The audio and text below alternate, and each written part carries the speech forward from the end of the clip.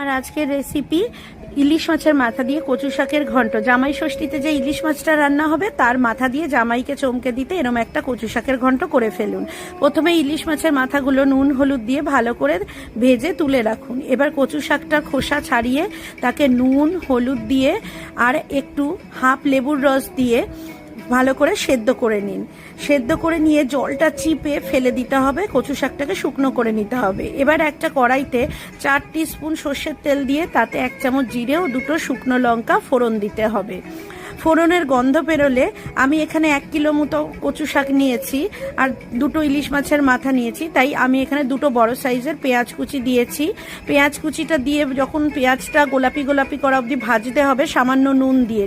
আর তারপরে এতে দিতে হবে 2 টিস্পুন রসুন বাটা, সামান্য হলুদ এবং 2 টেবিল স্পুন জিরে বাটা। এটা দিয়ে ভালো করে মশলাটা কষতে হবে। মশলা থেকে যখন তেল বেরিয়ে আসবে তখন ভেজে রাখা ইলিশ মাছের মাথা এর মধ্যে দিতে হবে এবং হাফ টিস্পুন লাল লঙ্কার গুঁড়ো দিয়ে দিলাম। আমি একটু কম ঝাল দিয়েছি, আপনারা ঝালটা নিজেদের পরিমাণ মতো দেবেন। এবার ইলিশ মাছের মাথা থেকে যখন তেল ছাড়তে শুরু করবে কষতে কষতে, তখন এর মধ্যে সেদ্ধ করে রাখা কচু শাক, 1 চামচ চিনি ও একটা গোটা গন্ধরাজ লেবুর রস আমি মিশিয়ে দিয়েছি। গন্ধরাজ লেবু না থাকলে আপনারা একটা গোটা পাতি লেবুর রস মিশিয়ে দেবেন। তাতে যদি কচু শাকে গলা চুলকানোর একটুও চান্স থাকে সেটাও থাকবে না। আর এতে কিন্তু একটু চিনি দিতে হয়, তাই যারা চিনি কম খাবেন তারা অল্প হলেও চিনি মেশাবেন, না হলে কিন্তু কচু শাকটা খেতে জলো জলো লাগবে। এবার শাকের জলটাকে পুরোপুরি শুকিয়ে দিতে হবে। আর হ্যাঁ, এই রান্নাতে যখন আপনি নুন বা হলুদ মেশাবেন তখন মাথায় রাখতে হবে যে কচু শাক সেদ্ধর সময় আমরা নুন হলুদ দিয়েছি এবং ইলিশ মাছের মাথা ভাজার সময়ও আমরা নুন হলুদ দিয়েছি, তাই নুনটা একটু বুঝে শুনেই দিতে হবে। এবার দেখুন কচু শাকের জলটা পুরো শুকিয়ে এসছে এবং কচু শাকটা কড়াইয়ের গায়ে একটু লেগে লেগে যাচ্ছে। এই যে একটু লেগে লেগে লালচে পোড়া পোড়া হচ্ছে, এইটা হওয়া অবধি রান্না করতে হবে। এইটা যখন কড়াইতে লেগে লেগে যাবে তখনই খেতে ভালো লাগবে।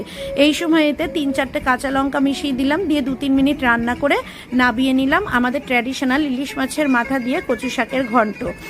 আমি বলতে পারি জামাই ষষ্ঠীতে ইলিশ মাছের তো ঝাল ভাপা পাতুরি অনেক কিছুই করবেন, আর তার মাথাগুলো দিয়ে যদি এরকম একটা কচু শাকের ঘন্ট করে দেন না জামাইকে, পরের বছর কিন্তু জামাই সেই লোভেই আবার আসবে এবং বলবে যে শাশুড়ি মাকে বলবে যে কচু শাকের ঘন্টটা কিন্তু করা চাই। অবশ্যই জানাবেন কেমন লাগলো আমার আজকের এই রেসিপি, আপনাদের এই রেসিপিগুলো দেখতে কেমন লাগছে, এই ট্র্যাডিশনাল রেসিপিগুলো। আর সকলকে জামাই ষষ্ঠীর অনেক অনেক অনেক শুভেচ্ছা।